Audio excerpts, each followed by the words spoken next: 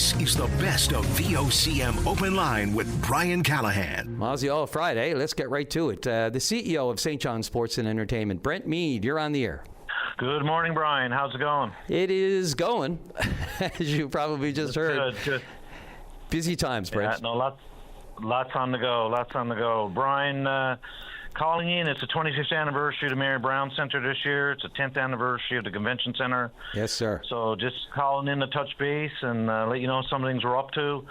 Lots of interest, particularly in how things are shaping up in the building, not only in terms of programming, but in terms of the building itself. So just thought I'd come in and have a little chat to you about that. Yeah, no, I really appreciate that, Brent. I know your time is of the essence and value itself, so every minute.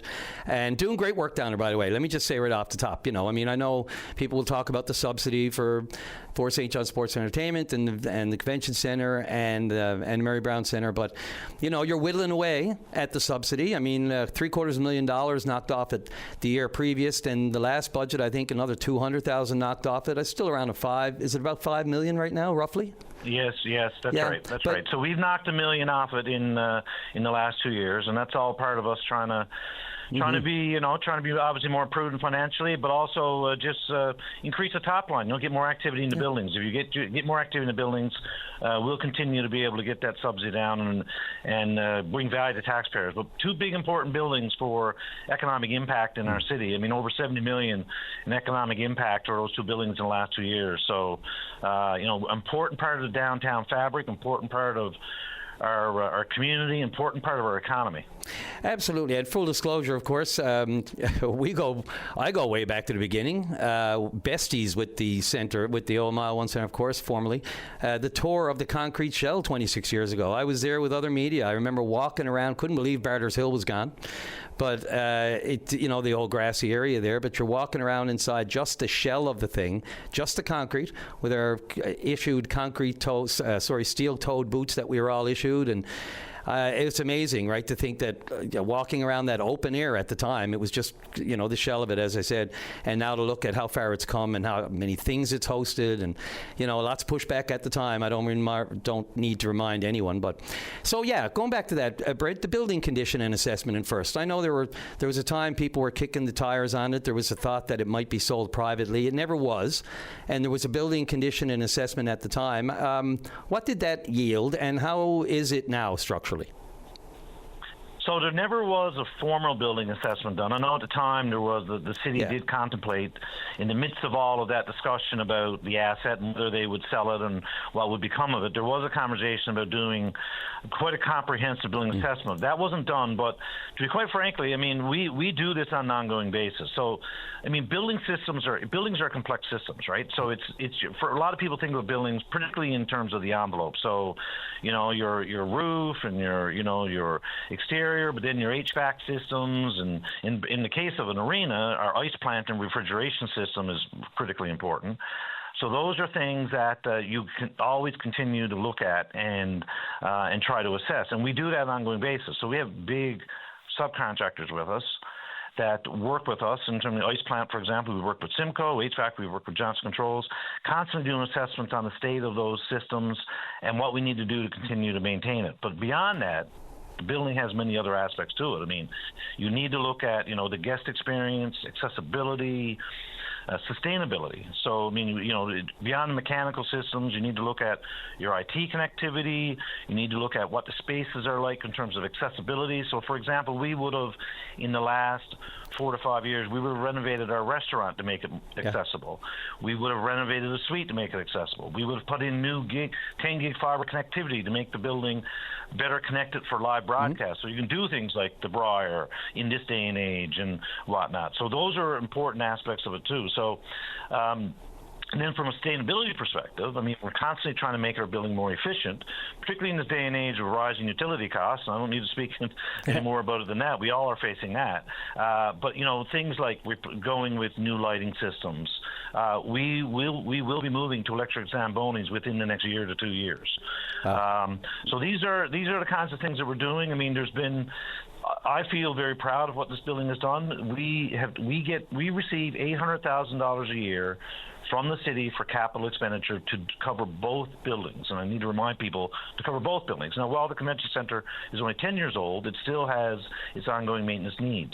But I think the team has done a very good job in working with our suppliers and our contractors to keep the building in very, very good shape. Everybody uses the building, whether that would be Curling Canada for the Briar or when we had the folks in doing the Canada Games, for example, they all commented on the state of the building, how the building did not appear to be 25 years old. In fact, they were quite impressed with the state of the building, the services and amenities they're in. So we're very happy. I mean, in the last, 4 or 5 years, we had new boards, new seats. We've repaired the roof, new condenser on the roof, the renovation of the restaurants, new score clock. We went to like a 4K score clock, new sound system. For those who were down last year, you may have noticed when you came before Christmas and after Christmas, there was quite a difference because over the Christmas period, we installed a new sound system at the Mary Brown Center, and it really made a big difference in the guest experience and fan experience. And all the other things we're doing, slowly renovating our bathrooms that are 25 years old. We've been slowly going at that. And again, making them so that's all the kind of things you do when you're running large buildings like that, Brian. Is there any concern, though, that formal assessment, say even the structural integrity? I mean, I appreciate sometimes, you look at aesthetic things as you just listed off there. And by the way, beautiful new mural that I didn't want to let go by. That just you can comment. You can comment about that in a second. But just as we that condition assessment that was, I think it was KPMG at the time in 2021, in preparation, say for a sale review. The fact that wasn't done, though, that leaves some questions for people, and they wonder just generally, and not suspiciously or with any ill intent, but just wondering the structural integrity since the full assessment wasn't done. Are we good? I think we're good. I mean, and again, on a monthly and annual basis, we will work with our contractors to go through this building. So we're constantly assessing the state of the building. I mean, it was just about 2 months ago we did another crawling through all the spaces on our roof because we've got I don't mind admitting we got this really irritant leak that comes down in one of the sections sometimes when we get heavy rain and the wind blows a certain way, and we all know how that happens sometimes in our homes. And it happens at the Mary Brown Center. We got a section that comes down over 124. It's a very particular, and we crawled that roof trying to find and figure out how that's getting in. So we're constantly doing that. I mean, we have longtime engineers and maintenance staff on here that know the building well. They live and breathe it. So they know the way this building has been aging, how it behaves, how it's reacting, and I'm very, very confident of that. Now, at some point in time, I mean, buildings like this normally have about a 40 to 50 year I was going to ask about lifespans. Life cycle, right? Right, yeah. I mean, Halifax, for example, just turned 48. Sydney just turned 39. So the Centre 200 in Sydney just is in its 39th year. Halifax Scotiabank Centre is in its 48th. And both of those centres right now are in the midst of extensive building assessments and recapitalization plans. And some of that is dealing with some of those bigger issues. But both of those facilities themselves, and we keep in contact and work closely as venues, they've also been able to mitigate any of the level of capital expenditure and what they need to do because of the preventive maintenance over the years. So I'm confident that, the Mary Brown Center St. John's Entertainment has made good expenditures, the right expenditures on capital and preventative maintenance in this building. I feel the building is in great shape. We see it, our guests see it, the users, the event planners and holders that come here see it.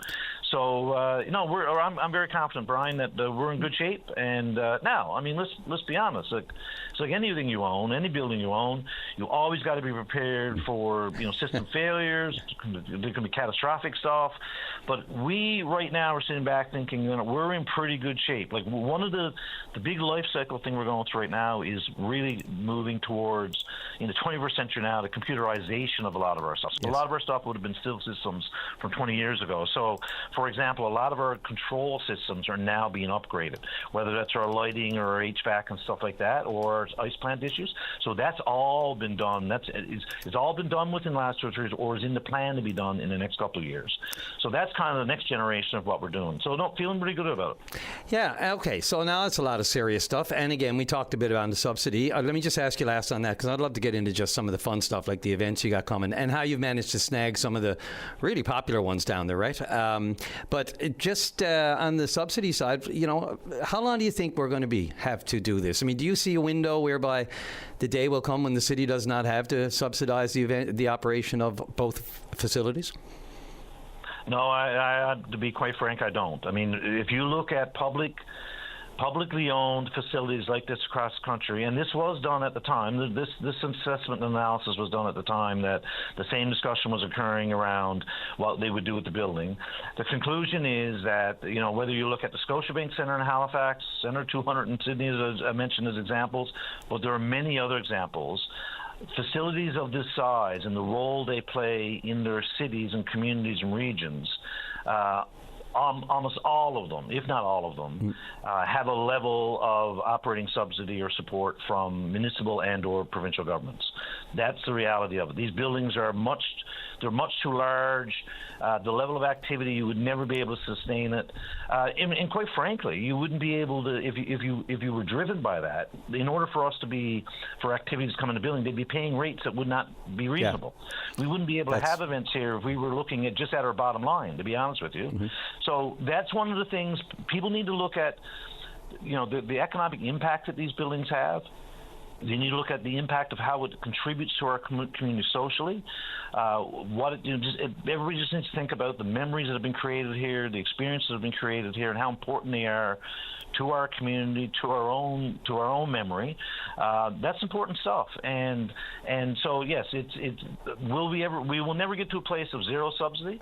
Can we continue to drive the operating support down? I think we can, but it comes to, again, getting more activities in the building. So yeah, and you make a great point, Brent, about how the price of a ticket that you buy for that event, that goes to deeper down. There is a link between, your operating rent, the city's funding, and trying to keep it at a reasonable or, affordable price to be able to go to see a show. And that all has to do with your operating expenses, and that goes back to the subsidy. So it doesn't operate in a vacuum, that's for sure. And not only that, I mean, it must be very relieving, I guess that's one word, or at least, really comforting to know you got your two anchors, really, right? We got the Rogue, we got the Regiment now. There was that lean time when between the Growlers and the Regiment, and then the uncertainty around what basketball franchises might be operating in the city. But that must be massive. Yeah. It is. I mean, to have your calendar set with 40 to 50 to 60 nights a year, that kind of gives you the opportunity to build around it. So our strategy is pretty straightforward on this. Like with our anchor tenants, we get ourselves to 60 to 70 nights right there. Then you have other ticketed events that we can do. I mean, let's not underestimate senior hockey down here draws a decent crowd some nights. Oh, definitely. Right? And so we've been working with, senior hockey and junior hockey to try to do some of that. Complement that then with concerts and other events. That's, our aim is to get 14, 16 shows a year. That's what we've achieved last couple of years. That's what we continue to work towards. And then the other big strategy is, and it's when we get events like the Briar, or in February, Skate Canada is bringing the Canada Cup here, which hasn't been really formally announced. They announced it very quietly on web. We're going to do something more formal, hopefully in the weeks ahead. That's coming in February, and then next September we got the Country Music Awards. Yeah. So what we try to do then is to complement the calendar down here, particularly at Mayor Brown Centre, is to fill it with some of those larger sport and cultural tourism events, multi-day ones or bigger events that bring real value to the city and the province, right? So that's been the strategy. We work closely with our partners in the province and with Destination St. John's and the city to do that. And we've been pretty successful. The Briar was a big success. 21 million Man, was it ever. economic impact. Yeah. Yeah, big success. Skate Canada won't be like a brar, but it's going to bring big numbers of participants and huge families. figure skating. Huge figure skating interest in our community. Yep. Right, and in February, important time to bring people into our city, right, with the fill hotel rooms and to get them eating downtown and doing that stuff. And then the Country Music Awards, well, that's going to be a whole other experience that I think people are going to be absolutely wowed by. Oh yeah, you thought there were a lot of cowboy hats and boots in Churchill Park last couple of weeks. Look out! Exactly. And look, Brad, I really appreciate this today. I was going to give you time to go on about the events down there, but you've taken care of that too. So, I know you're a busy man. People credit you really with just flatly, to be perfectly blunt, a total turnaround of the centre. The right person in the right chair at the right time. So congratulations on, on being able to stabilize it and onward and upward for here. Thank you so much, Brian, for those kind words. I just try to bring energy and passion to it every day down here, and I do recognize every day that this, I'm vested with the support of public tax dollars, and to try to make the most of it. And at the end of the day, try and create incredible experiences down here. Yep. So, looking forward to seeing everybody now again as we get back into the big things here in September, and the things that keep going on at that convention center. Big impact in our community. Thanks so much, Brian. You're more than welcome. Thank you very much, Brent. Appreciate it. CEO of St. John Sports and Entertainment right there. This is the best of VOCM Open Line with Brian Callahan. Right to line number 2, and Connie, you're on the air. Good morning, Brian. Thanks for having me. You're welcome. Our pleasure. Go for it. What's on your mind? I've got a little statement here I'd just like to make, and it's quite short. Sure. If you don't mind, I'll go there, and I'm sure we can chat very quickly. Yes, no worries at all. Go right ahead. Okay, before anything else, I'd like to acknowledge the families and communities affected by the tragedies this past week. Our thoughts are certainly with all of them. It's too many. It reminds us that not every fishing day and not every coastline offers the same conditions. Many of us enjoy the shelter of long bays, while others have to make decisions in the moment. They leave the small harbor and meet the open sea. Conditions can change in a hurry. Merv Wiseman spoke to that really well this week, and Brian, I don't want to repeat him. I repeat myself enough, I say. I'd like to talk about something that's been weighing on my mind. Before the announcement, there was really a feeling of unity. People from every corner of Newfoundland were hoping for the same thing. A fair opportunity to enjoy our food fishery. Families were planning holidays. Grandparents were looking forward to taking children, grandchildren, spending time at their cottages, and were excited about putting a few fish in the freezer. Since the announcement, it feels like we've gone from unity to division, and I don't believe that's who we are. Living on the Northeast Avalon, I know there will be calm days when I can choose to head out on the water. But I also know many of our friends on the South and West Coast may look at the same week and never get a safe opportunity. And that weighs on me because that was never meant to be one coast against another. Over the last while, I've been visiting small craft harbors and talking with people. I grew up in Trepassey. Nobody begrudged a neighbor a feed of fish. That's how we were raised. Fish wasn't supper. It was community. That's what I mean when I talk about our cod culture. It's part of our heritage. It's our food security for families. It's dignity for seniors. It's children learning from grandparents. It's neighbors sharing with neighbors. It's the quality of life that keeps our coastal communities alive.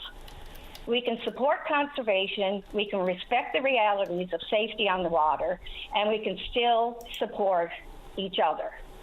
One thing our community is doing, our food fishery committee, and for the past couple of weeks, we've been running polls on our Facebook group and gathering people's real experiences on the water, not just opinions.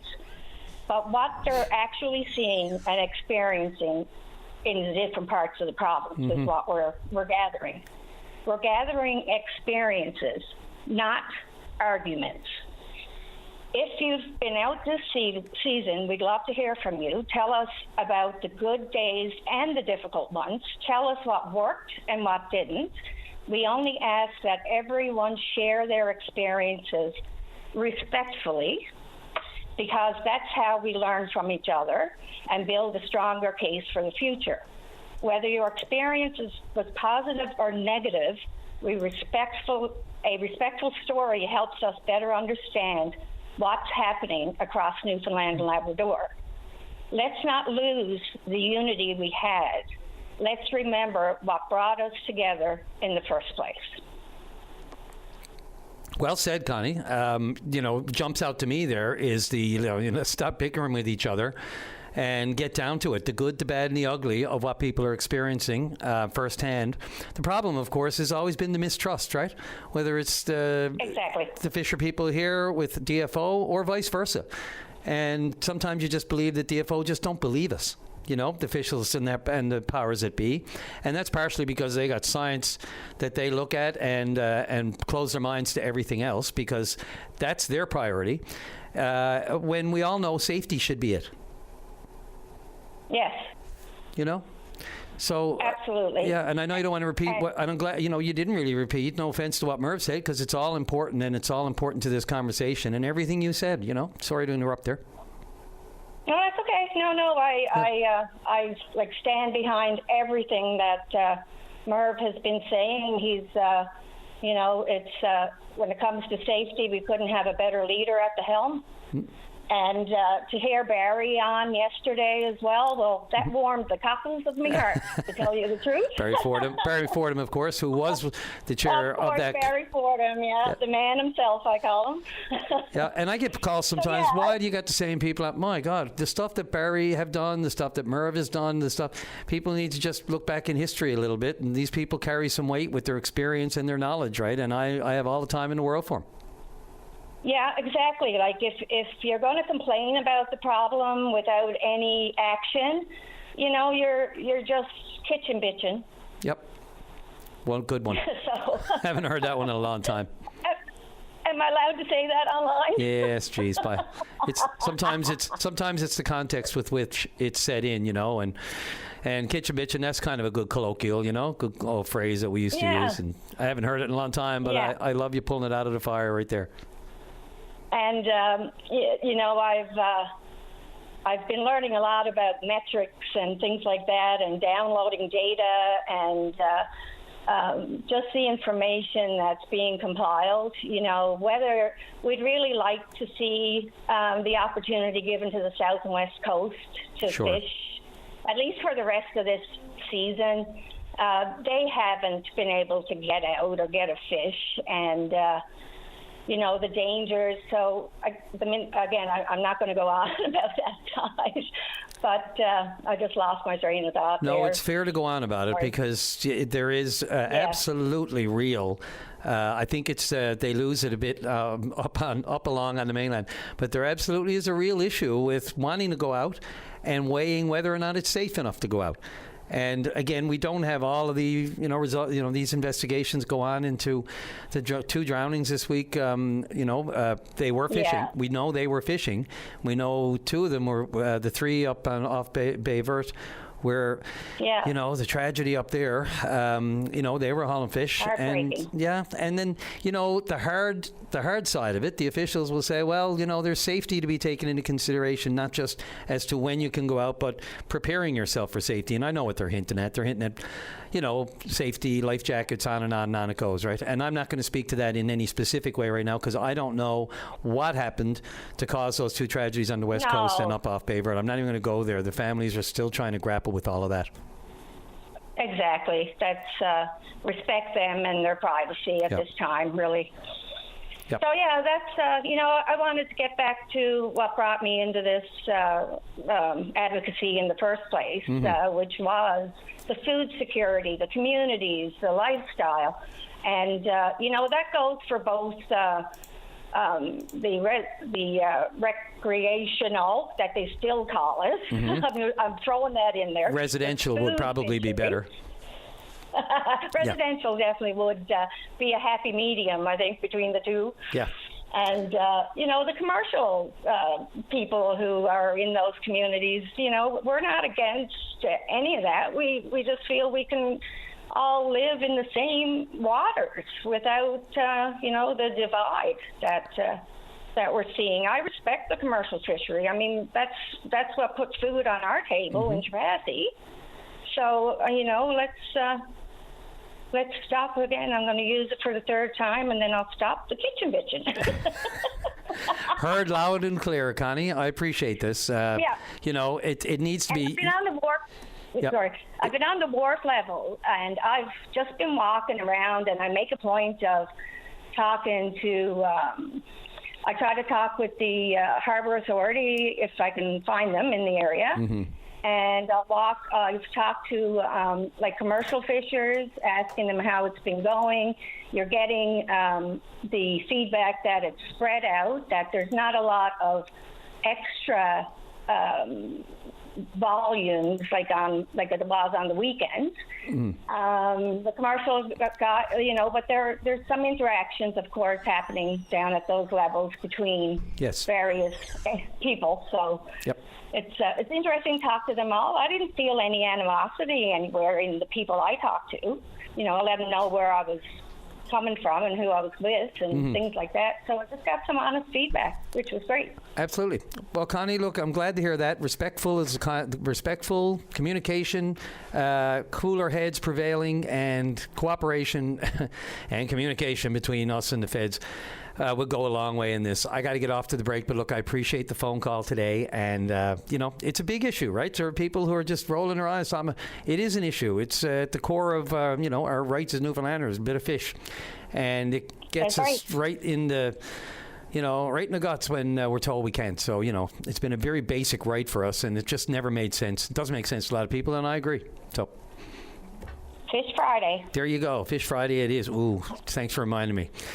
Now I know what I'm having for supper tonight. Thanks again, Connie. I appreciate it. Me too, buddy. Appreciate the call. Keep up the kitchen bitching. Okay, you too.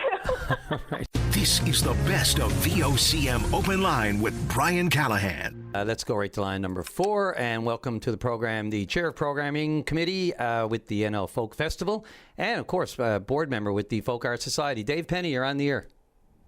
Hey, how are you? Hey, man. Good to have you. We're almost 1 week out. How's it going?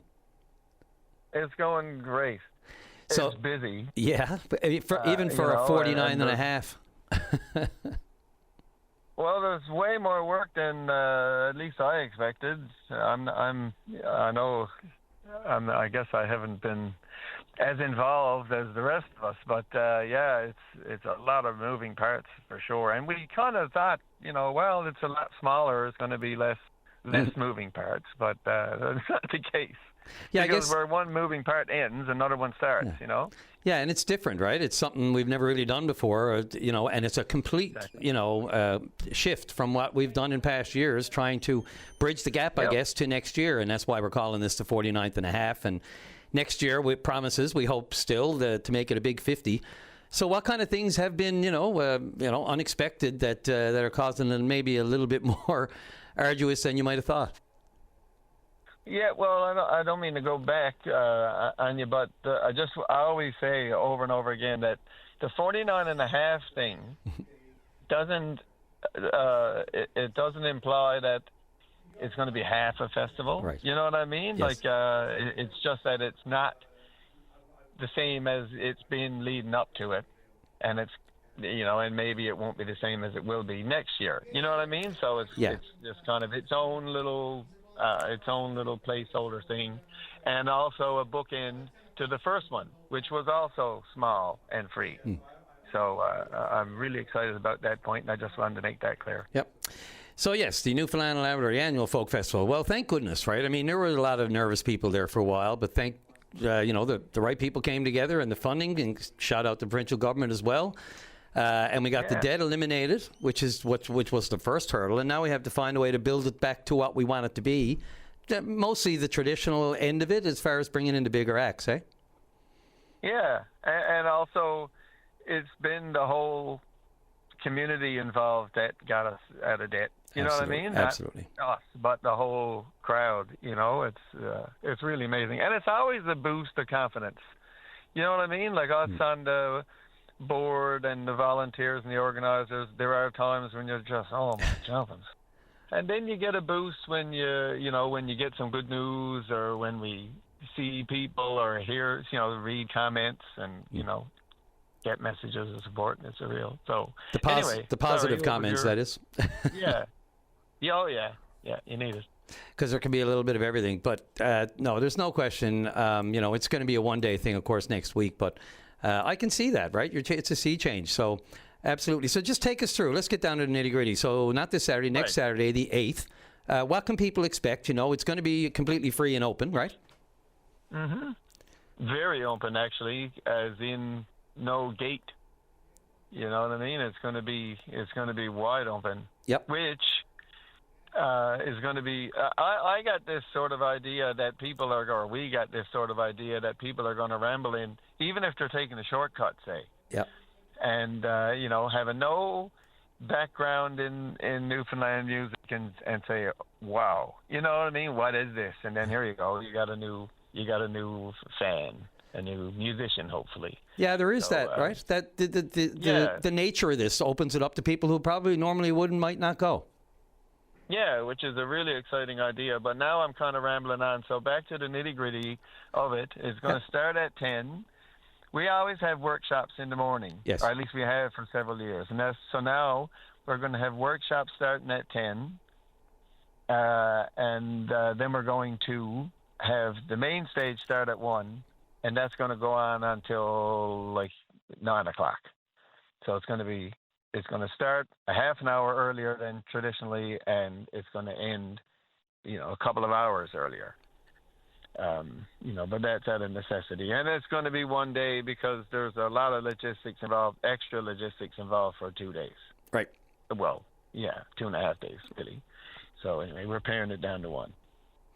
Yeah, and which makes it so hard for programming because... I was just going to say. It's so hard because, so many great acts, performers, musicians and storytellers, and you got to pare it down. But that's it. That's what we're up against, and there's always future years and future events. But the other thing I'll mention too, there's no vendors and there's no beer tent. Right. And you might say, well, why would that be? Because that's another revenue generator, but it's also more logistics and more resources that we don't have. So. Expense and everything else, yeah. And this is what it is, right? It's back to basics, really, right? Yep, which is fantastic. Yep, and whether, how much it evolves from that this year into whatever it is next year, there's no real set plan for next year, is there? It's more or less, let's see how this goes, and then we'll get to work on on the real formalities for next year, I imagine, for the actual 50th. Yeah, we'll see where we are with it all. Yep. I mean, I don't think anybody is expecting next year to be a great big booming thing. You know what I mean? We have no idea at this point. We're just focusing on next week, and then sort of get other things happening between now and then. So, but anyway, we'll see when it gets closer. Yep. Yeah, the purists, the traditionalists, the ones who've been going for years and years and years, just for the music, not necessarily for the beer tent or any of the other things. We're just to really enjoy the traditional grassroots music of our province. And how it's evolved over the years into different genres. Yeah. But, those people are just relieved, that it still exists. To think that it would be gone just because of expense. We can't do something. We can't find a way around it. We did find we did find a way around it. And hats off to you and everyone else involved with Gene Houston and everyone with the Folk Arts Society. Our own Greg Smith here. Massive champion for this thing. Yeah, so sure. Yeah. What a hand he's been. Yeah. And you could see it at the convention center, a fundraiser we had just a couple of months, it feels like a couple months ago. Was it a couple of months? About a month and a half ago down at the convention center. I don't even know. And she was packed to the gills, and I can only imagine, it's nice to have a list of people that you may not be able to accommodate. It just speaks to the popularity and to the talent that we have, right? We want to get just the lineup that we had at the convention center alone, that's a list of legends there. That, I fully expect to see on the stage down there. And that'll be nice for everybody to see, too. Back to the Pamela Morgans and the Ferguses and the Jim Paynes, and I'm going to miss names here, but, Anita Bess and the Figgy Duff originals and, yourself even, right? I mean, we're all just going to have a great old traditional time and get our heads around it and then plan for next year. Yeah, that was going to be great. And we got some people from the first one who are going to be at this one. Yeah, I could go on, but I might let a cat out of the bag, and I'm not going to do that. So. Oh, you mean you have surprises that you're not filling this? Oh, okay. Well, that's good. It's good to tease people. It's good to tease. Are we talking now the cat out of the bag for next week, or are you talking about next year? Oh, a cat out of the bag. Oh, okay. So we'll look for. We're just going to. All I mean by that that's is, a good tease. We're rolling out slowly our lineup. Yep, gotcha. That's all I mean. Yep. No, we look forward to it bit by bit even if it's a slow drip. Just nice, spread it out over the week, and that way it doesn't fall out of people's consciousness, out of their minds. Right, a little bit every day will help out. Yep. And needless to say, pray for the weather. Yes, for sure, it'll be grand. Yep. Yes. Dave, I appreciate it, man. Thanks a lot. I want to keep checking in on it and make sure people are aware, because it's just going to be great to feel you can just walk into the park and the stage will be there and there's no restrictions. I'm looking forward to it, got to say. Yes, me too. Great. All right, then. Thanks for having me on. This is the best of VOCM Open Line with Brian Callahan. Let's go to line number 4. Maddie, you're on the air. Yes, good morning. My question is this. So, August the 8th, 2025, the federal government and the 3 maritime provinces announced a $9 million joint funding initiative to restore regional air travel, partnering with PAL Airlines, in order to help restore connections between communities in Atlantic Canada.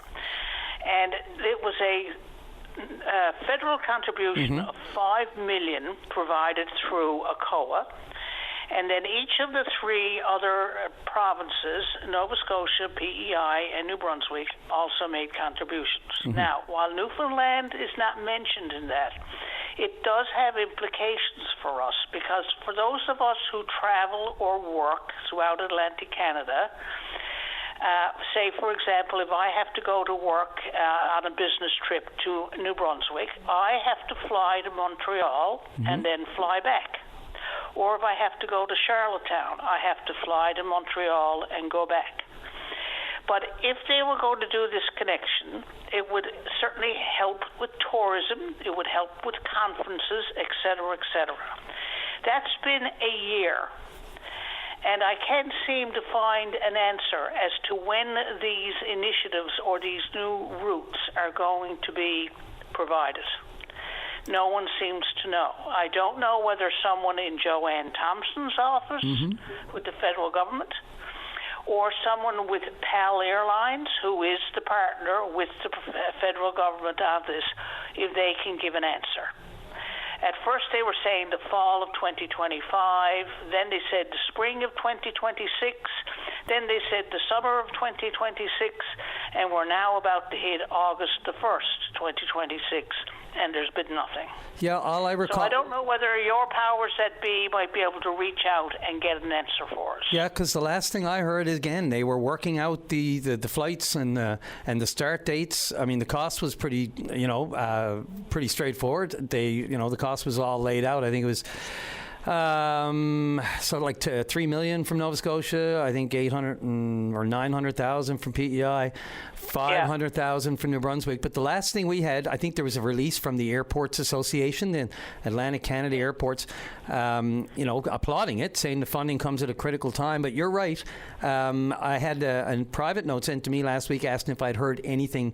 I didn't know it was specifically about this. I was looking it up, and all I could find was a note that said, the details are being worked out. The cost and start dates for it had not been finalized, and they were looking at routes. So I can absolutely make formal representation on that and get to the bottom of it. Because they've been saying that same line in all due respect since last fall, okay? Yep. That's what they say. Oh, we're working on it. And in all due respects to the people at PAL Airlines out at the airport, when you ask them, they look at me and say, we don't know, and of course they're not the ones that do that. But, there's a lot of people within Atlantic Canada, for example, say in New Brunswick, they won't come to Newfoundland, even for a vacation or for a conference, because in order to get here, they've got to fly again to Toronto or Montreal and then fly back. Yeah. So it has... You're backtracking. It drives me nuts. Yeah. So I just said, it's just crazy. So I don't know whether someone can finally come up with the answer. We're now a year into that announcement. What is happening? Yeah, right? it'd be nice to have a man on the moon faster. Well, you know how many announcements people love to. Politicians and governments love to make announcements, grand plans. Yeah. But you can only imagine the interconnected nature of this with the provinces and PAL. But look, it's out there now. That's the beauty of this. Again, there's no solid dates that I can find either. Like with somebody asked the other day, and it's been more than a year now since that announcement. Well, yeah, like almost exactly a year that it was announced. And the initial talk was late in the year, and there was nothing that came late in the year. So there may be a hiccup to it. I don't know, but it's funny how quiet things get when it's not moving along. Yeah, exactly, and that's the purpose of my call. I figured maybe we might be able to get some information out of somebody. Yeah, look, well, you've done it here now, and I'll make, I got it marked down and try to find out. That shouldn't, look, there's a lot of irons in the fire here, different provinces, the agreement that was made, it's not like something that can be quietly pushed aside and say, oh, I don't remember that. It was a big announcement, a lot of bells and whistles. So let me do my best. I will, Maddie. Yeah, absolutely, because I can see it's a great question and deserves a good answer. Thanks so much for your help. This is the best of VOCM Open Line. Go right to line number one. Bill, you're on the air. Yes, sir. Hey, Bill. Go right ahead. Just calling about the food fishery. We've heard a lot of discussion on different aspects of this 2 or 3 day weekend for food fishery. For the west and south coast now, yeah. Yes, so I'm in Placentia Bay. Oh, there you go. Okay. At least during the summers. Mm-hmm. So basically, we have a 3 day fishing time for myself and others as well. It's kind of a different thing because I'm now in my 70s, and we were brought up that Sundays was the day that we never went fishing. That's right. I remember that. So now I'm still living in that. I don't bother to go fishing on a Sunday, so that leaves me with a Saturday and a Monday. And I have other friends, it's not just myself, there's lots of friends of different faith groups that are going through the same thing and have never fished on a Sunday in their lives. And then you have certain faith groups that don't fish on Saturday. So for those who have principles based on how they've grown up, you've got basically 2 days to pick from, and if the weather is bad, which was the week before last, wasn't fit for anything actually, so you don't get out and boat at all for your weekend, and you get some real nice days. You go for a ride and boat and catch a few mackerel, but you can't take your cod. If you catch it, you got to let it go. So. Yeah, our traditions. A different twist. Absolutely. No, look, and it's right up there with we never used to be able to shop on a Sunday. I'm of that vintage as well now, Bill. So, we grew up Sunday. My God, go to the mall. What are you talking about? Shopping at all. It's like, that's the Lord's Day as we all grew up with, and different times of religion and different demographics. Obviously, things have changed a lot. And, religion is very much, in each other's bailiwick. You can't impose that Spain, whether or not it's denominational education. When that disappeared, the wheels fell right off her that way, right? It just became a non-secular society after that. So, but I'm with you on this. I doubt the federal regulators and that sort of thing would take a lot of stock in that as far as choosing who gets to go fishing when they don't because of tradition. But that's part of what we've lost, right? With the regulations and all the red tape that comes at us, and this heightened focus on trying not to make the mistakes that we made in the past, whether it's, depleting the resource before it's had a chance to rebuild, right? But how much really of the recreational / residential fishery is that going to do? I don't know. Probably not a lot. I was just thinking it's a one twist that you don't hear anything about, and it's very part true. of my lifestyle. Yeah. And so I select 2 days a week, and it's my choice, of course. I don't think a person is more right or wrong if he's going to go on a Sunday or he's going to go on a Saturday or whatever the case might be. That's a personal decision. Yeah. But still an aspect that you're cut down to 2 days a week if you have those values or principles, Yeah, I just thought it was kind of interesting. I'm pretty sure, and somebody told me this, but all those consultations that the federal government held ahead of these changes this year that saw, the north and east coasts get 7 days a week for the summer. I think it's from the 1st of July until the 7th of of September. And then, of course, there's the fall season, runs from middle of September to the end of September. But this came up somewhere along the way because there were so many. They received, as you know, record submissions, right? Not surprisingly. Yes, that's right. And some would say none of it was really news. I mean, everybody knew what we wanted to do and why we wanted to do it and the reasons we wanted to do it when we wanted to do it, safety and everything else. But I know this came up somewhere because somebody mentioned it to me. It's like traditional days that you never would have done it. I think that was included in there, but whether or not they really took that as seriously as the other things, because we know they're looking at science. And I'm not saying the feds just don't care whether or not people, are going out in dangerous weather and, the hell with them. I'm not suggesting that at all. It just seems like the science and quotas have certainly usurped the safety aspect for people who want to go when we used to be able to go, like all of us, including yourself on a Sunday. Yeah. So it's a great point and great addition to the conversation, right? People forget sometimes. It goes back to our traditions. Very good, sir. And I just wanted to just dot that in there. I listen to your show quite often, and you're doing a great job. Well, I appreciate that. It's been a day, and it's been a week. And people say, so you want to be an open line host, eh? Never really said I won't. No, thank you. Yeah, there you go. So keep that in mind, all you lovely emailers and phone callers. Really appreciate it, Bill. Thanks a lot.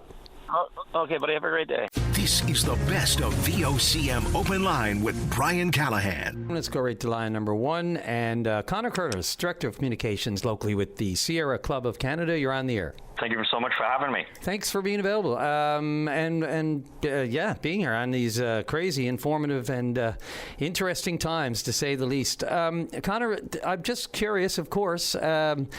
Your take, Sierra Club of Canada. I know there have been some statements and positions released since the coalition of 3 Atlantic Canadian, the maritime provinces, excluding Newfoundland, signed this memorandum of understanding for collaboration on offshore wind and energy, electricity through the maritime provinces, but excluding Newfoundland. What was your thought when you heard this announcement?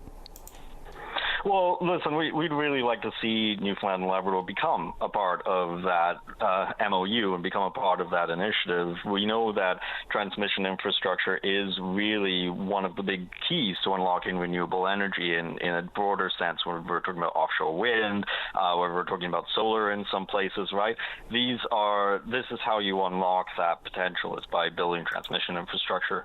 And I think when it comes to initiatives to lower electricity costs for people, this makes a lot of sense as something to be a part of. So, our sort of take on this is hopeful that, the province will want to be a part of this initiative. I think, again, that's really going to be the future of energy. And you put it well at the beginning of this, right? It seems like there's a new piece of news almost every week about electricity or renewables, certainly worldwide. We see these massive leaps forward happening in other countries on the renewables front. And this is the sort of thing that, enables that, right, to happen here, and something that, again, we very much hope the province will choose to be a part of. Yeah, but will we be too late to the game? I mean, obviously our focus is elsewhere, as the Premier has noted. We're busy with the MOU on Churchill Falls.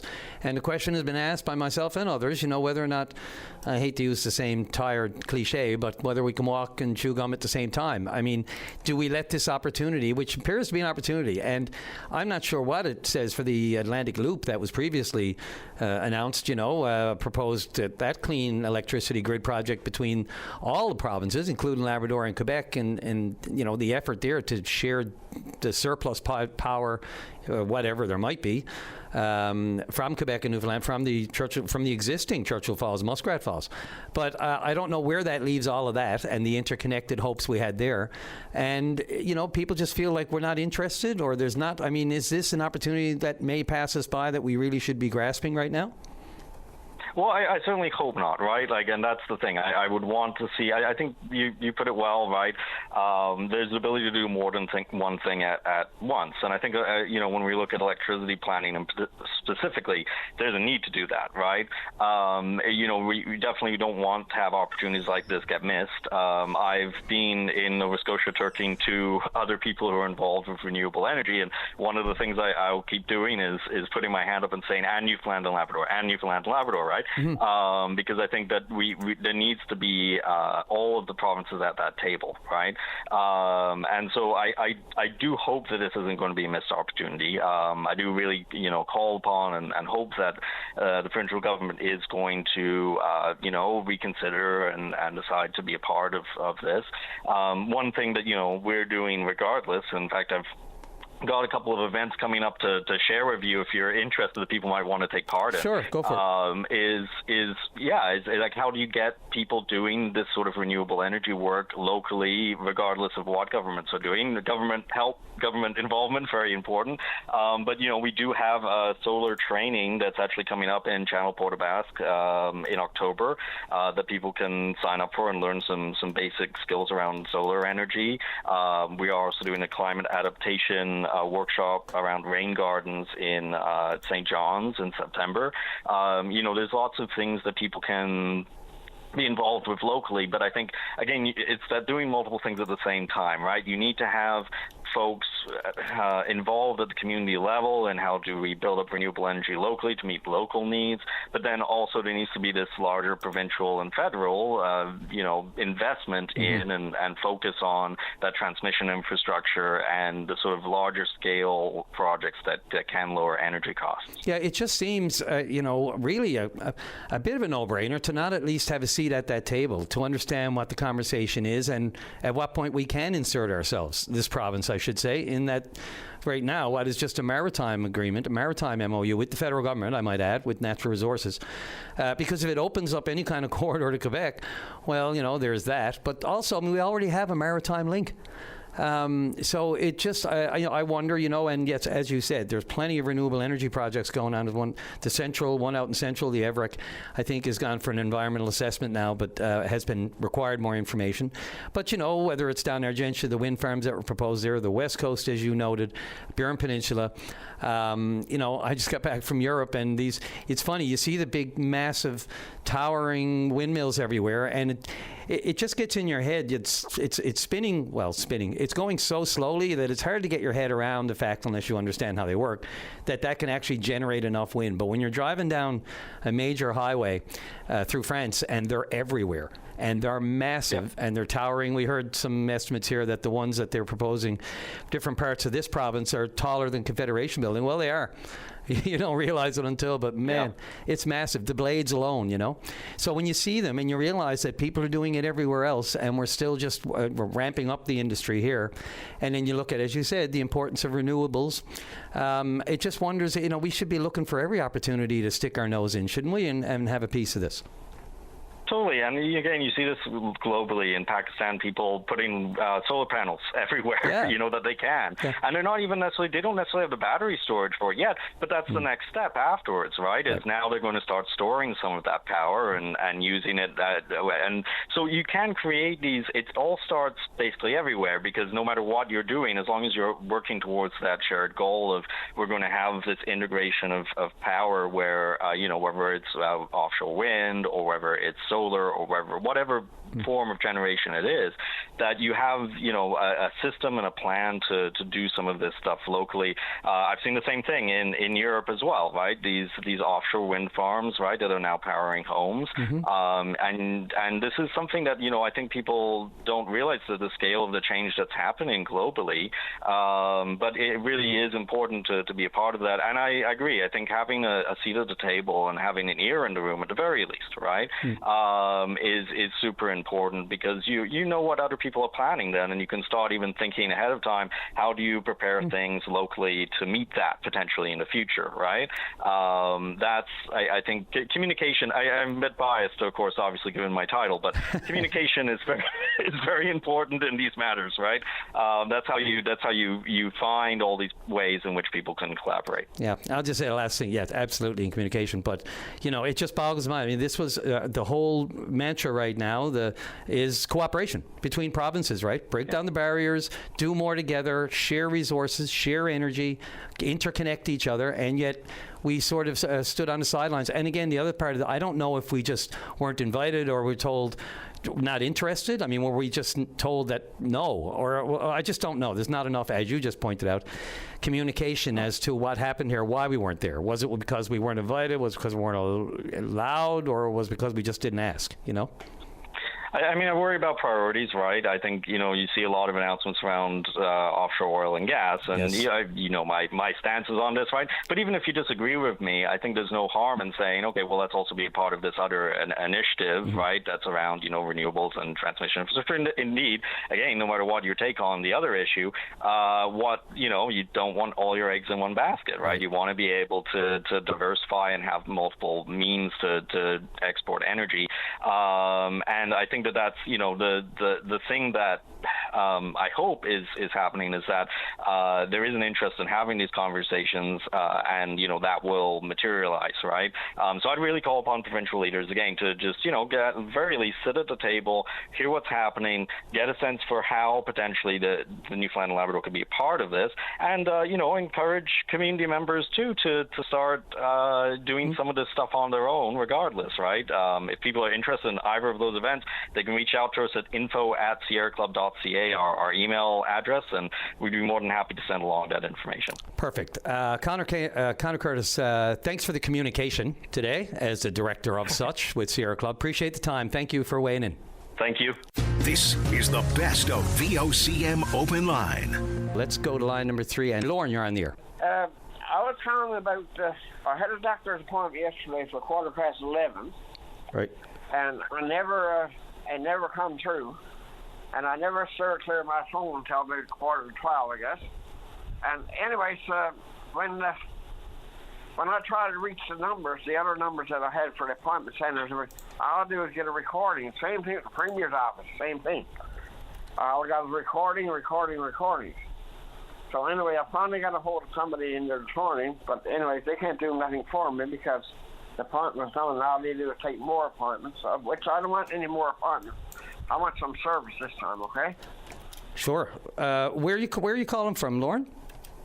I'm calling from St. Lawrence. Okay. And so when you say you had an appointment, do you mind if I ask just generally what it was for? And when you say it went off the rails or it didn't happen?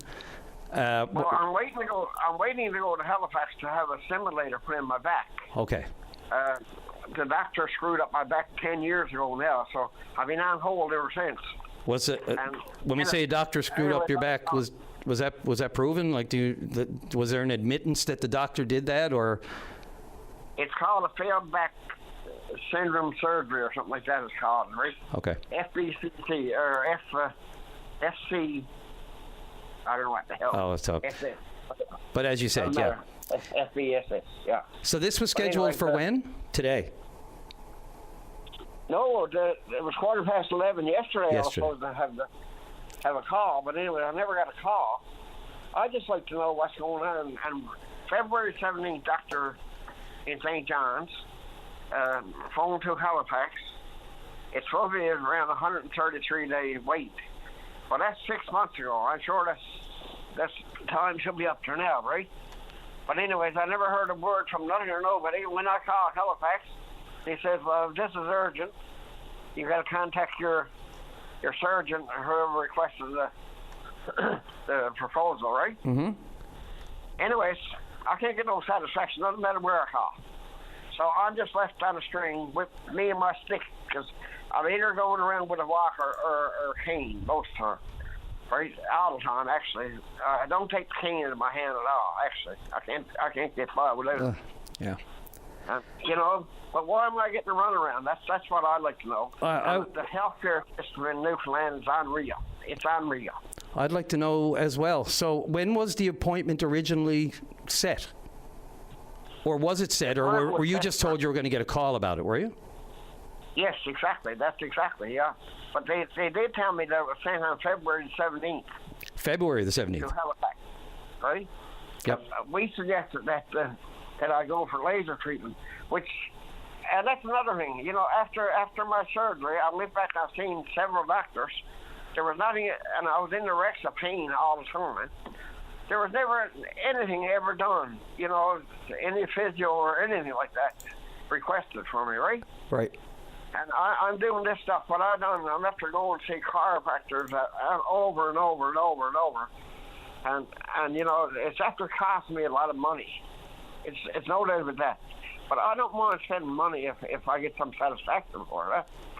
But when I get thrown out to the wolves all the time, it's terrible. Yeah, no, if we can get something for, you know, any worth for our money, we'll be happy with it. But did you say you do have a set appointment for February coming? No, I haven't. Oh, that was last February. Gotcha. That was last February. The request was sent off to Halifax. That's what I was told from Dr. Zaff in St. John's. Right? And I don't think they got any reason to lie about it. But no. I don't think so anyways. But somebody's been telling a lot of lies on something. I know that. And so just to try to get a full circle, so you were supposed to have a call or some update yesterday, never got the call, so you called, got answering services, and then today you did get an answer. And just remind me again what they told you. I mean, did they give you any direction whatsoever? No, all they do is take appointments. That's all they do. So if I'm going to reschedule another appointment, which would probably take another 6 months for me to get talked to a doctor, I can do that maybe. But anyways, the lady at the desk today, she was nice enough, I got to say. She was perfect, right? Mm-hmm. And, you know, all she suggested was that I'm going to have to try and get a hold of that doctor. So I asked, I got the number here for the doctor's office, all right? But anyways, I'm not getting no satisfaction from there either, right? All I do is get the recording there all the time. Well, I wonder sometimes if anybody else goes to work anytime, you know, because or just take home a nice big paycheck. That's odd. That's what I like to know. Listen, I'm right at the news. I'm right at the news here, Lauren. Look, did you know, obviously an MHA is a fallback here. Paul Pike, I think, is the MHA down there, the Liberal MHA. He was here on the show. Yeah. Did you try his office just to see if they can facilitate or kind of help you along here or get some answers or get a response? I was going to say to you, it's good luck to you. That's all. You tried his office, though, did you? I tried his number a dozen times, yeah. Okay, an email and that sort of thing, but no response? No response whatsoever. Okay, no. Well, we know they're listening in the quarters of power in the province. Paul was on the show yesterday. I mean, they listen because you never know what's going to come up. So hopefully there was some response to this. And if not, Lauren, look, we got your number. They, I'll look into it. I'll send him a note. We were talking to him yesterday. I'll just ask him if he's aware of it and there's any way he can find out or at least get some answers for you. Communication is the first step. I'll tell you right now, Brian, he's got my number. Okay. So if he feels like he can give me a call anytime, right? Okay. All right. I got to get going, Lauren. Listen, I appreciate the call. I wish you nothing but the best. I'm not leaving this, so I'll follow up, and one way or another, I'll just have a quick chat with either the staff there and just see if they can help you out in some way. I mean, he may have your number, but who knows if it's on the radar. Sometimes there's a lot of stuff on a lot of plates on a lot of politicians and MHAs. I understand that, sir. I understand that very much, actually. It doesn't make your situation any less serious, yeah. If I get any satisfaction, I'll let you know. Okay, I appreciate it. And in the meantime, we'll get to work on it on our end. Thank you very much. You're welcome. Good luck. All the best to you. This is the best of VOCM Open Line with Brian Callahan. Let's go to line number 1. And Christina, you're on the air. I'm here. I'm sorry. I wasn't aware. That's okay. I wasn't aware of that. Quickly. No worries at all. Go right ahead. My EI ran out on June 16th. Your what, sorry? My EI. Oh, your EI. Okay, yes. Supposed to be good till August. So, right off the bat, I had to file for the other things, which I don't like to mention.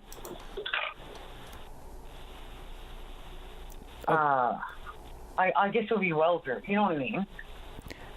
Yeah, are you on speaker? I'm just having a little bit of trouble hearing everything. Are you on speaker or just on a regular phone up to your head? Not anymore. Okay, there you go. Okay, sorry about that. All right, let's try again. So your EI ran out somewhere on the 16th of this month? June. Of June. Okay. All right. Was that the regular term that you were supposed to receive it? You're saying it wasn't supposed to expire until August? August, like 16th or something. So a 2-month difference. It looks like it expired. You believe it expired, or you stopped getting it 2 months before you were supposed to. Correct. Okay.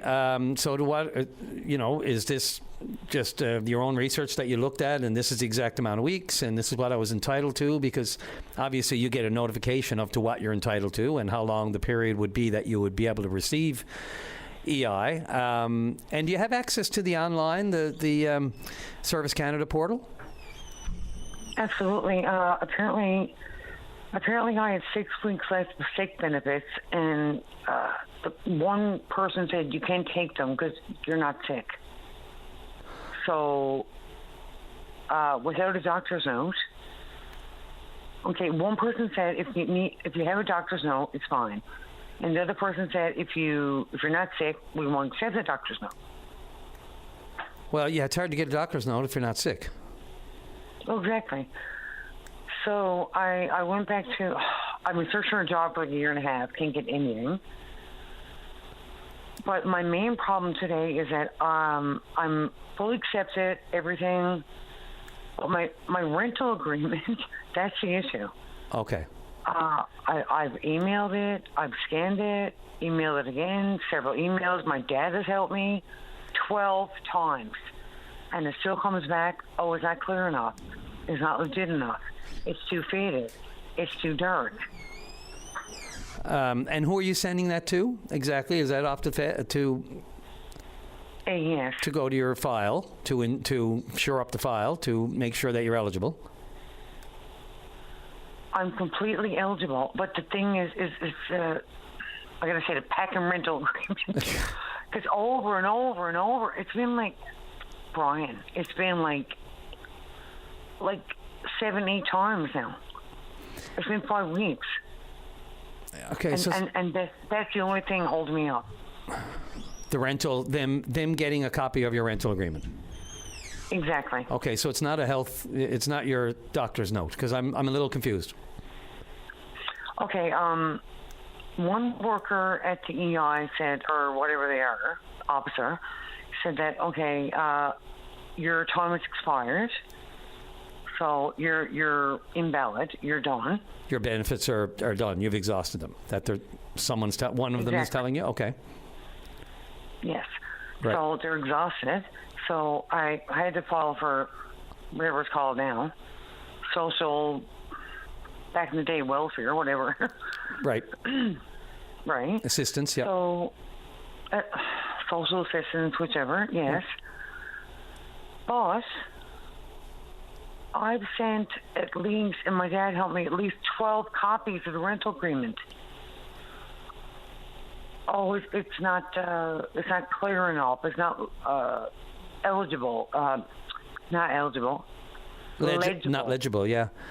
I'm just still a little bit unclear. So if they told you your benefits are exhausted, one agent told you that, you're telling me that it's ended 2 months early.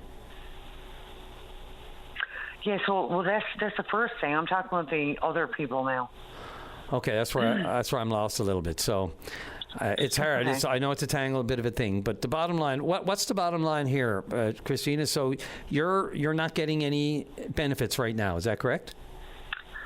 That is correct. The bottom line is that I'm in 6 weeks with no income. Okay. Because of the, I guess the picture or the some kind of proof of your rental agreement that they can read and can verify. Well, they need to scan it and print it, but it's been 12 times. Can you bring it to? Where are you sending it? Oh my God, several emails. Okay, because I mean, obviously, scanned it and everything. I mean, there are Service Canada offices. There's one down on White Rose. I mean, down in the East End by Stavanger, and they deal with everything. Is there any has everything been done electronically? And they're just telling you this is just a transmission of document issue as opposed to your eligibility? My eligibility is fine. It's just they can't read the rental agreement, apparently. So the rental agreement would give you confirmation. We'll give them confirmation that your benefits actually shouldn't have ended in the middle of June, and they should end in the middle of August. Is that right? Actually, no. No. Okay, the EI thing is over. This is the other people. Okay, this is your this is social assistance. Social assistance, yeah. Okay. I've scanned it. We've copied it. We've did everything. So now that your EI is done, and there's no dispute of that, now you're falling into the social assistance category for benefits. Yes, ever since like 6 weeks ago. Yep. Yeah. Okay. I don't mean to drop everything on an MHA, but if you're having problems like this, that's always a good way to go. Other than that, if you're speaking to people there so social assistance, that would be... Yep. Sorry. I've called every single day since June 16th. And it's like, your scan's too dark, it's too light, we can't read everything. Is there anywhere locally that you can physically bring it? I haven't got a card right now is a problem. Well, but I can if I get a couple of buses. Well, that might seem like a little bit of a hassle, but I'd say under circumstances, if this is about your income and bridging that gap from when your EI expired, a couple of buses, if that's my options, that's probably what I'm going to do. If it's just a matter of that, I mean, if this is like just a transmission issue, technology or technical difficulties, as they say, of just them being able to read a document which would qualify you for benefits, I'd be on the bus 8 o'clock this morning, probably. Oh, absolutely. But the issue is, 2 years ago, I emailed them the same document. It was no issue. Exact same page. Because I've been here for like 3 years. Well, that's inconsequential because whether maybe I had a better computer then, maybe you had better ink on the printer, I don't know, but that will be inconsequential because it's going to have, first of all, different information on it, right? Updated information, which they would need. But I don't have a computer. It's on my phone, the same phone.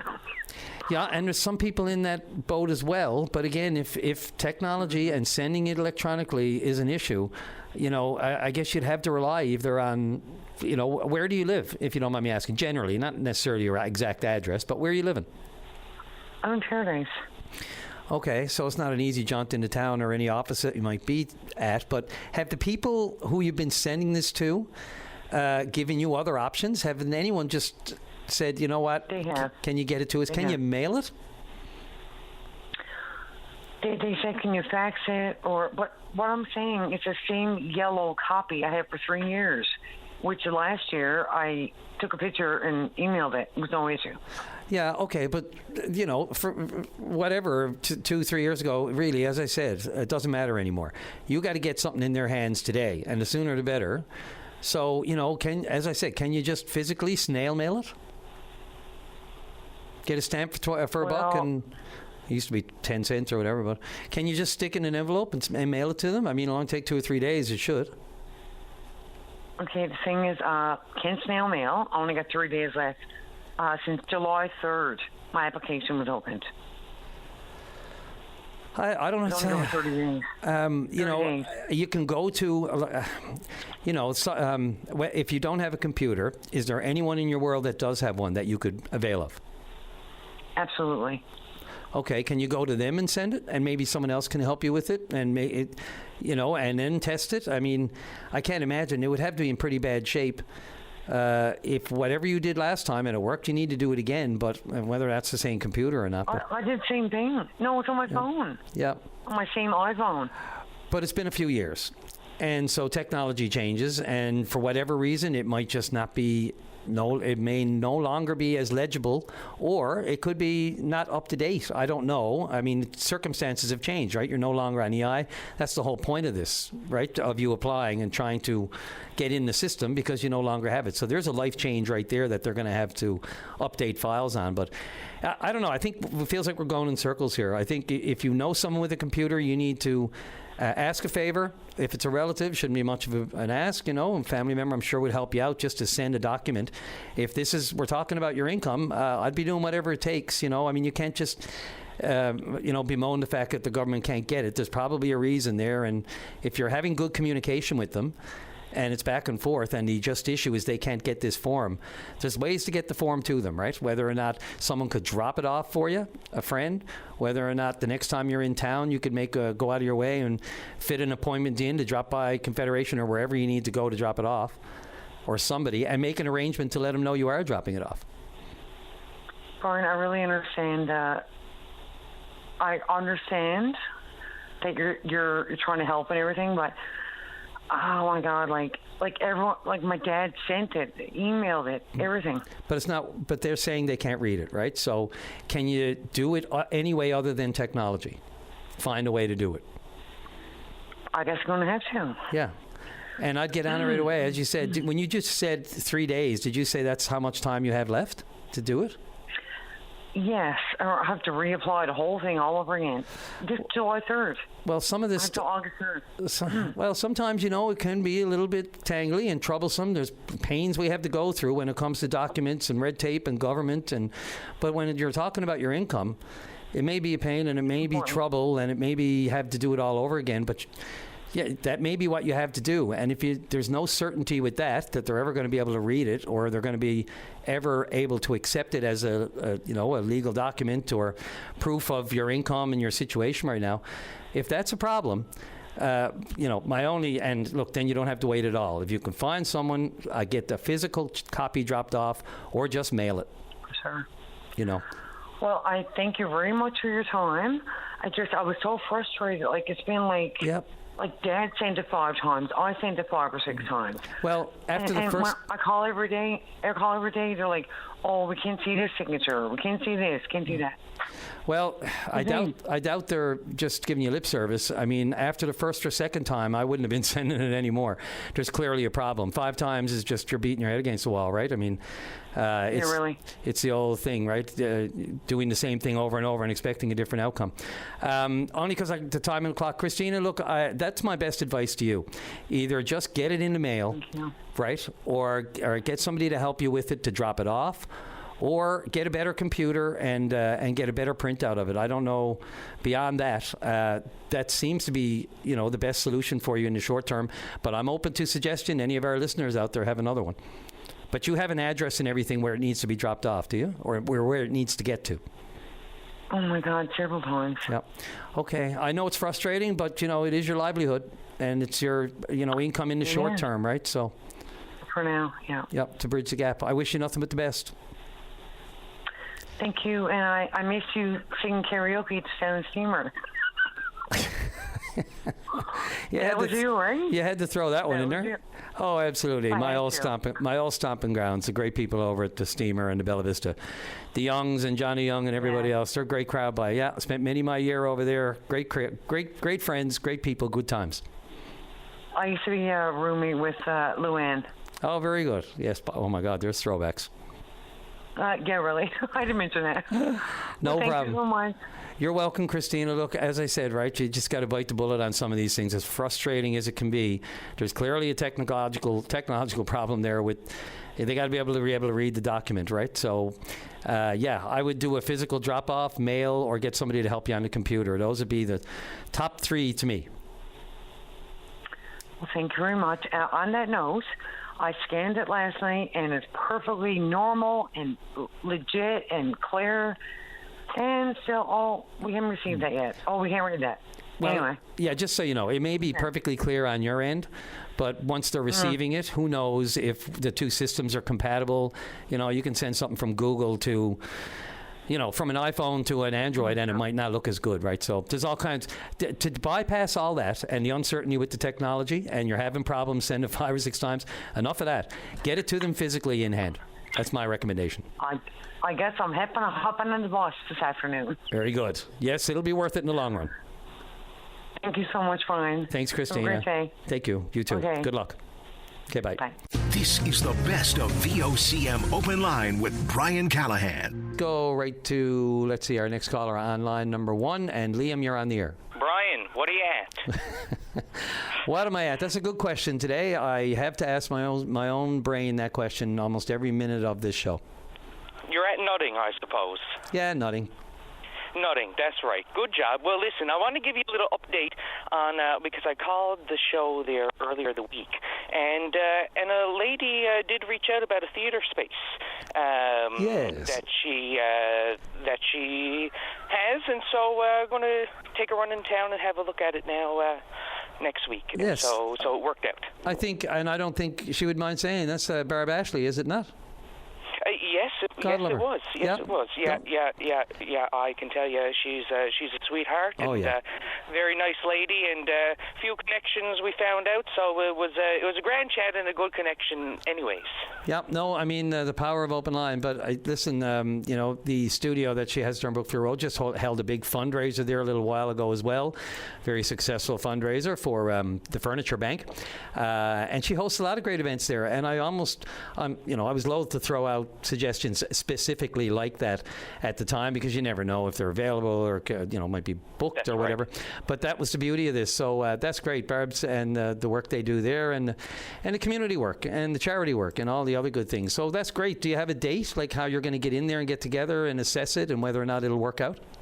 Yeah, so I just need to call her back, and we were speaking, and so we just need to settle on a time for me to go in and have a look. The way that she explained it, it was really quite fantastic. So we'll see if it works, and if not, well then maybe it's for another show. You know what I mean? Yeah, I do. But maybe our listeners don't. If everyone didn't hear our call the other day, do you want to just remind us what you were looking for and what you needed? Yeah. Yeah, definitely. So I'm a theater director and producer, right. And so planning on producing a Samuel Beckett play, hopefully in October, November, and so looking for an unconventional theater space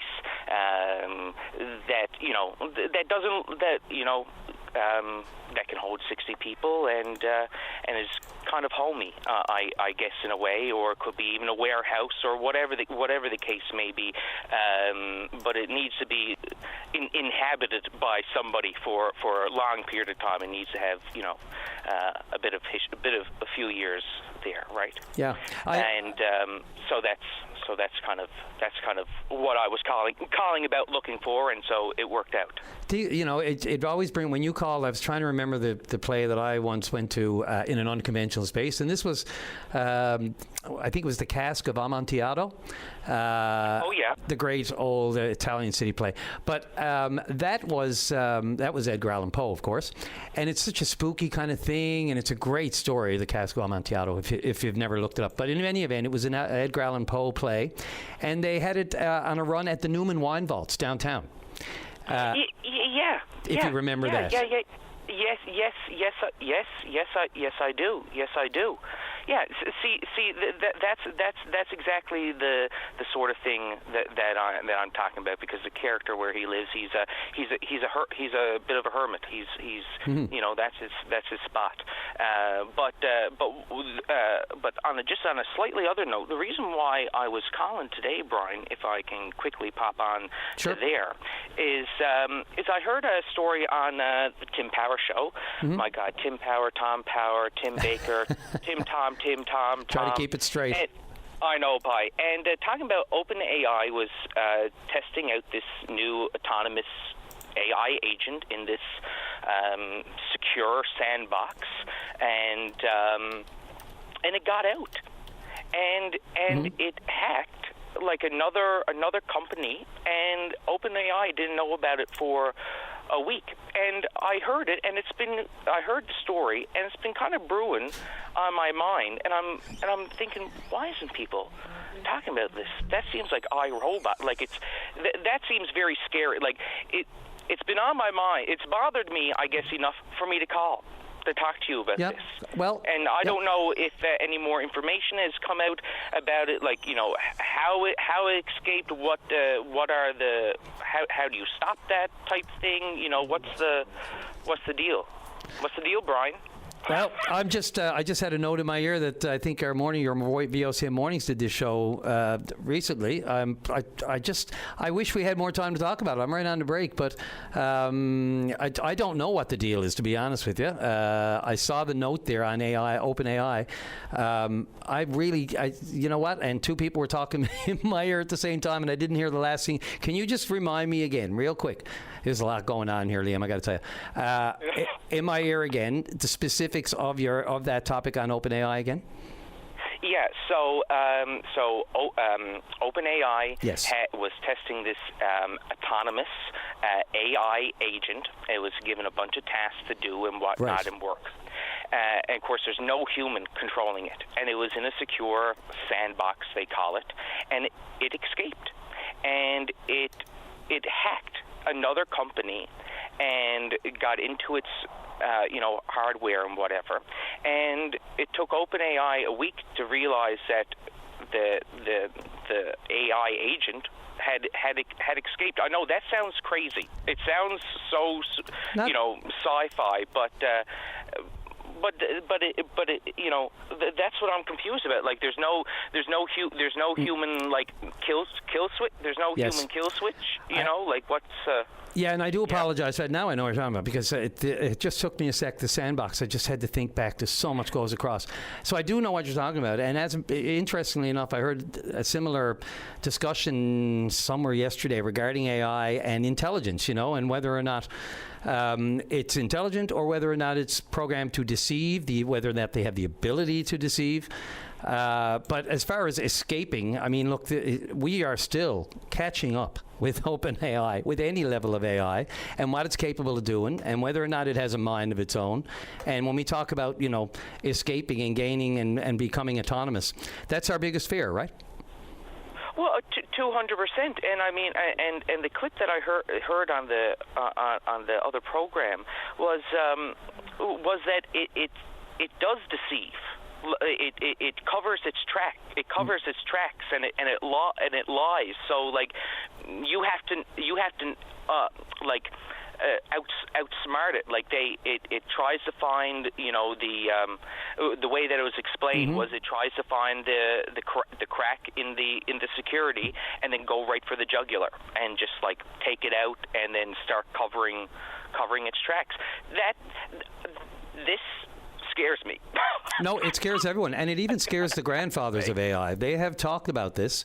I think back to the Matthew Broderick movie War Games, right? I know it's very basic, but that one stuck with me forever, and it's kind of coming full circle right now. Liam, this is a great conversation, because I'd love to get into it more. I got to get to the break. If you ever have availability, this would be a better one. I just was thrown a little by our previous conversation, the time on the clock, and then trying to get my head around the exact issue. But in general, listen, don't worry about it. You're doing great, man. This is a busy Friday. There's a couple callers there. You handled yourself really good, and so keep up the good work, man. You don't need to apologize ever. God love you. You stay true to you. Now get to the news.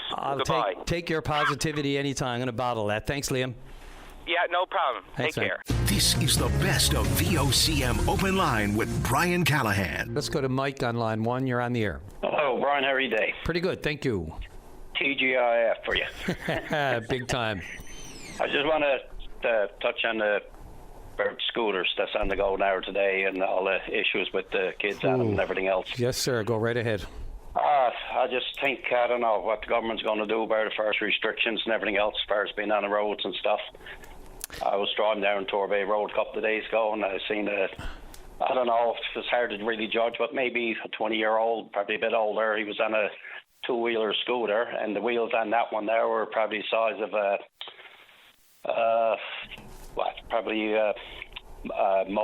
a moped, I'm trying to get the right word now.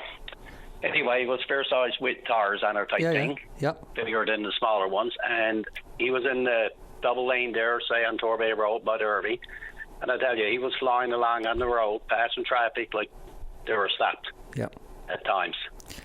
And I think, the restrictions got to come out with him, because we already had one incident with that young fella there a month or two ago that ended up in hospital, had a part of his skull removed and really pressure and everything else, and learned how to walk and everything else. And the summer's not over yet, and I say before the summer's over, you're going to hear a lot more. And there's more happening than are reported. It's not no one's fault about that. I mean, there are accidents that happen all the time that we don't get news releases about and that sort of thing, because, there's just too much of it happening. I've always said, we need to have tangible examples of these accidents to lay out all the details of exactly how it happened, to really hit people in the head conscious-wise, Yeah, go ahead. Sorry. No, you go ahead. Sorry, just want to say that. Yeah, and then the thing is, like the size of the scooters, I mean, they're from all sizes.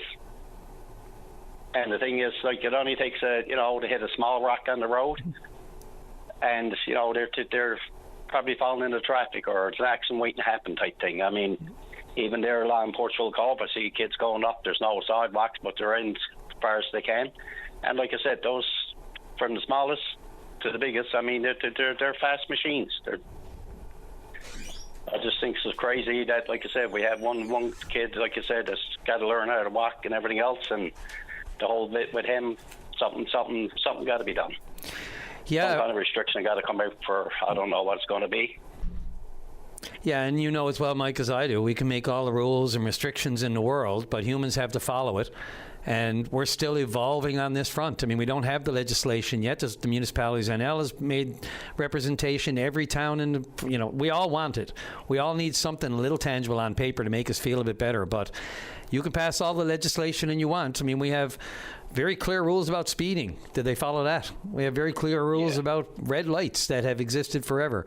And boy, if you go through an intersection these days, whether you have a green or you don't have a green, without looking everywhere, every direction just before you go through, then you're taking your life in your hands.